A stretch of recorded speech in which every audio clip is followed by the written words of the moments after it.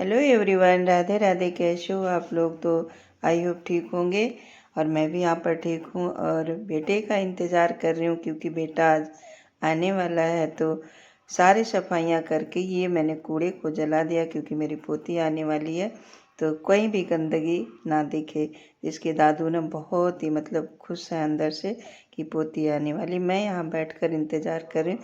हरी हरी सरसों जो है ना दरवाजे पर फूली पड़ी, बहुत सुंदर लग रहा है। तो ये बैठ के देख रही हूँ और सोच रही हूँ कि बच्चे आएंगे तो कितने खुश होंगे। ये दरवाजे पे हरे हरे सरसों हैं और फूल के पौधे हैं। तो ये देखिए मेरे बेटे आ गए, शाम हो गई है और इंतज़ार करते मुझे 2 घंटा हो गया। ये बोले थे मेरी पोती है और भाग रही है बहुत तेज। तो मैं बोली इसे रुक जाओ, पहले ही उतर के दादू के गोद में जाके बैठ गई और ये बहू उतर रही है।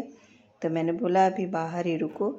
हमारे में क्या होता है ना कि पहले जब भी कोई दूर से आता है ना तो उसको धार देते हैं, धार देते हैं कि जो भी नज़र है बाहर की बला है वो दूर ही रहे, फिर घर में जाएंगे। तो ये बहू घर में चली गई। ये बड़ा बेटा है और छोटा बेटा आएगा तो वो बोला क्यों हमको नहीं उबारनी है क्या? तो मैंने बोला ऐसा कुछ नहीं है, ये आ रहे हैं घर में और पैर छू लें, क्योंकि अभी मैंने पैर नहीं छुआए थे जब तक धार नहीं दे देते हैं। ये छोटा बेटा है मेरा और बहुत मन में खुशी हो रही है। काशू जो है अपने दादू जी को पाकर बहुत खुश हो गई हैं। और ये मेरा जो सिलाई मशीन था, ये जब जितने सामान ये लोग लेकर आए हैं वो अब पिटारा खुल रहा है।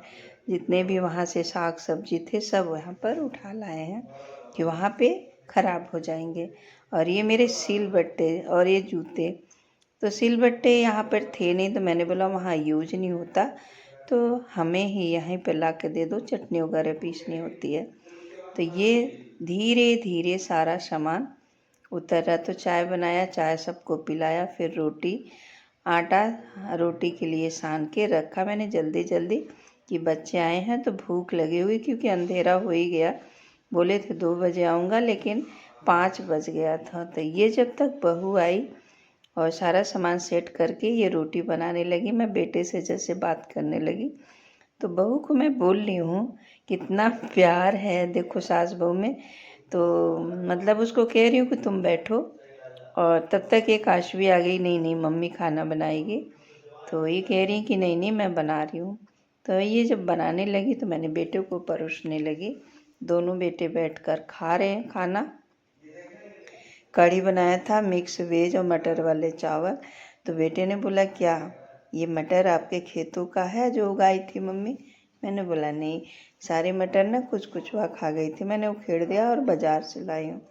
तो बोले हाँ आज माँ के हाथों का खाना खा कर ना मन जो है खुश हो गया। माँ का खाना हाथों का तो कुछ और ही होता है। दोनों बेटे मुझे बहुत खुश हो गए कि कढ़ी चावल बहुत फेवरेट था। इनको पूछा था कि क्या बनाएं आपको, तो ये बोले कि कढ़ी चावल तेरे हाथ का बहुत अच्छा लगता है तो कढ़ी और मटर वाले चावल बना देना।